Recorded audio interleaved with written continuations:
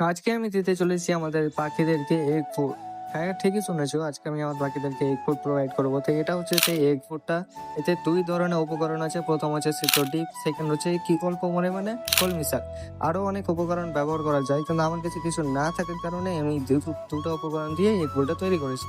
তো এগ ফুডটা দেখতে পাচ্ছ এরকম তৈরি হয়ে গেছে। এখন চলো আমি আমার কলোনির পাখিদেরকে প্রোভাইড করি।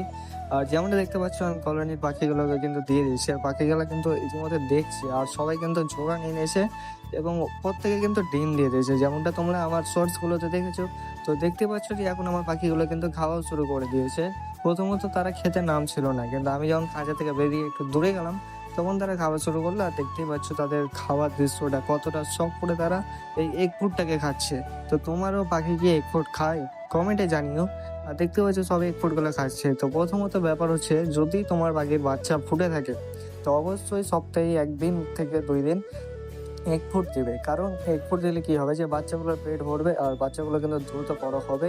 নাতে বাচ্চার গ্রোথ খুব স্লো ভাবে হয়। তো তোমাদেরকে এগ ফুড অবশ্যই দিতেই হবে তোমার পাখিদের যদি বাচ্চা ফুটে থাকে। আর যদি তোমার পাখি ডিম বাচ্চাও নাও করে, তাও তোমাকে অন্তত সপ্তাহে ২ থেকে ৩ দিন অবশ্যই এগ ফুড দিতেই হবে। তা না হলে তোমার পাখি কিন্তু ডিম বাচ্চা তো করবে না। এটা ডিম বাচ্চা করার জন্য অনেকটাই ডিপেন্ড করে এগ ফুডটা। তো কেমন লাগলো আমার আজকের এই ভিডিও অবশ্যই কমেন্টে জানিও।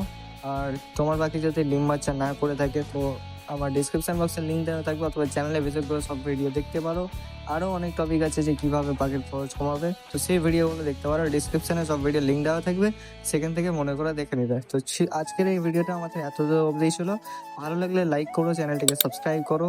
দেখা হচ্ছে পরের ভিডিওর সাথে।